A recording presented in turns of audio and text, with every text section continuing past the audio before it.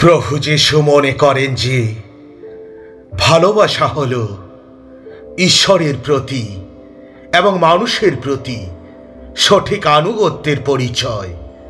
যীশুখ্রিস্ট তার শিক্ষা ও বাণীতে ভালোবাসার গুরুত্ব অত্যন্ত গুরুত্ব সহকারে ব্যাখ্যা করেছেন।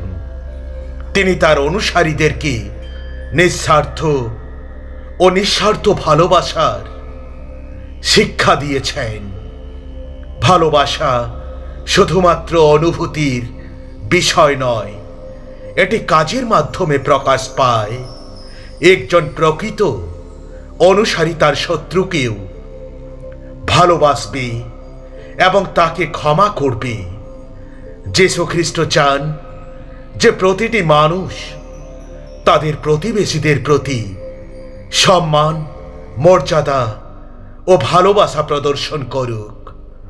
ভালোবাসা হল সমাজের মূল ভিত্তি এবং এটি সমাজের শান্তি ও সৌহার্দ্য বজায় রাখতে সহায়ক। আর দ্বিতীয়টি হচ্ছে এরই অনুরূপ, তুমি নিজেকে যেমন ভালোবাসো তেমনি তোমার প্রতিবেশীকেও তুমি ভালোবাসবে। আর দ্বিতীয় আদেশটি হলো এই, তোমার প্রতিবেশীকে নিজের মতো তুমি ভালোবাসবে। এই আদেশ দুটি থেকে আর কোনো বড় আদেশ নেই। সে জবাব দিল, তোমার সমস্ত অন্তর, মন, প্রাণ ও শক্তি দিয়ে অবশ্যই তোমার প্রভু ঈশ্বরকে তুমি ভালোবাসো আর তোমার প্রতিবেশীকে নিজের মতো তুমি ভালোবাসো। আমি তোমাদের এক নতুন আদেশ দিচ্ছি, তোমরা পরস্পরকে অনেক ভালোবাসো। আমি যেমন তোমাদের ভালোবাসি, তোমরাও তেমনই পরস্পরকে ভালোবাসবে।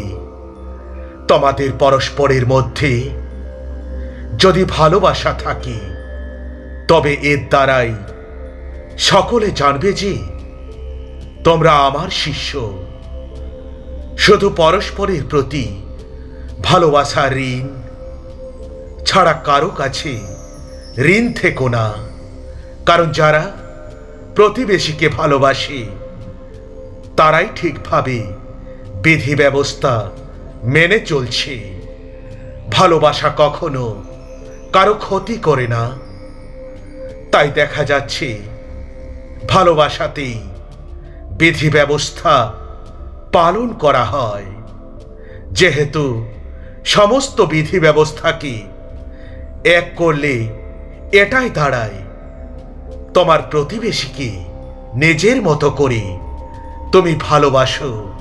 সমস্ত বিধি ব্যবস্থার ঊর্ধ্বে একটি বিধি আছে। এই রাজকীয় ব্যবস্থাটি শাস্ত্রে রয়েছে, তোমরা প্রতিবেশীকে নিজের মতো ভালোবাসবে।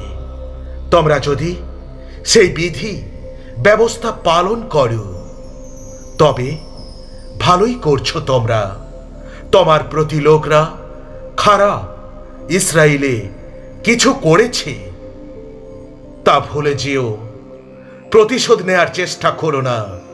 তোমাদের প্রতিবেশীকে নিজেদের মতো করে ভালোবাসো। আমি তোমাদের প্রভু। তোমাদের নিজেদের নাগরিকদের মতোই বিদেশীদের প্রতি সমান ব্যবহার করবে। তোমাদের নিজেদের যেমন তোমরা ভালোবাসো, বিদেশীদের তেমনি ভালোবাসবে, কারণ এক সময় তোমরা মিশরে বিদেশী ছিলে। আমি এই প্রভু তোমাদের ঈশ্বর। ঘৃণা বিবাদের সৃষ্টি করে কিন্তু ভালোবাসা সমস্ত ভুল ভ্রান্তি ক্ষমা করে দেয়। একজন বন্ধু সব সময় ভালোবাসবে। একজন সত্যিকারের ভাই সর্বদা তোমাকে সমর্থন করবে। এমনকি তোমার বিপদের সময়েও যদি তোমার শত্রু ক্ষুধার্ত হয় তাকে খাবার দাও, যদি সে তৃষ্ণার্ত হয় তাকে তুমি জল দাও। তোমার প্রতিবেশীকে আঘাত করার জন্য কোনো পরিকল্পনা তুমি করো না, মিথ্যা প্রতিশ্রুতি তুমি করো না। এই সব কাজ করে আনন্দ পেও না, কারণ আমি এই সব জিনিস ঘৃণা করি। প্রভু এই সব কথা বলেছেন। তোমরা তাদের বলতে শুনেছ, তোমার প্রতিবেশীকে তুমি ভালোবাসো, তুমি শত্রুকে ঘৃণা করো। কিন্তু আমি তোমাদের বলছি, তোমাদের শত্রুদের তোমরা ভালোবাসবে, যারা তোমাদের প্রতি নির্যাতন করে তাদের জন্য তোমরা প্রার্থনা করো। তাই অপরের কাছ থেকে তোমরা যে ব্যবহার প্রত্যাশা করো তাদের প্রতিও তেমনই ব্যবহার করো। এটাই হলো মসির বিধি ব্যবস্থা ও ভাববায়ীদের শিক্ষার অর্থ। তোমার বাবা মাকে তুমি সম্মান করো, প্রতিবেশীকে নিজের মতো তুমি ভালোবাসো। আমি তোমাদের সত্যিই বলছি, আমার এই তুচ্ছ মতদের মধ্যে যখন কোনো একজনের প্রতি তোমরা এইরূপ করেছিলে, তখন আমারই জন্য তা তোমরা করেছিলে। লবণ ভালো, কিন্তু লবণ যদি লবণত্ব হারায় তবে কেমন করে তাকে তোমরা আস্বাদযুক্ত করবে? তোমরা নিজের নিজের মনে লবণ রাখো এবং পরস্পর শান্তিতে থাকো। তোমরা যারা শুনছ, আমি কিন্তু তোমাদের বলছি, তোমরা তোমাদের শত্রুদেরও ভালোবাসো। যারা তোমাদের ঘৃণা করে তাদের তোমরা মঙ্গল করো। অন্যের কাছ থেকে তুমি যেমন ব্যবহার পেতে চাও, তাদের সঙ্গেও তুমি তেমনই ব্যবহার করো। আমার আদেশেই আমি যেমন তোমাদের ভালোবেসেছি, তোমরাও তেমনি একে অপরকে ভালোবাসো।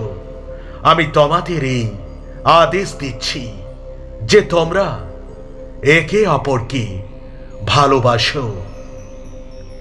তোমার ভালোবাসা অকৃত্রিম হোক, যা মন্দ তা ঘৃণা করো, আর যা ভালো তাতে আসক্ত থাকো। ভাই ও বোনের মধ্যে যে পবিত্র ভালোবাসা থাকি, সেই ভালোবাসায় তোমরা পরস্পরকে ভালোবাসো। অপর ভাই বোনদের নিজেদের থেকেও বেশি সম্মানের যোগ্য বলে তোমরা মনে করো। আমিন, আমিন, আমিন।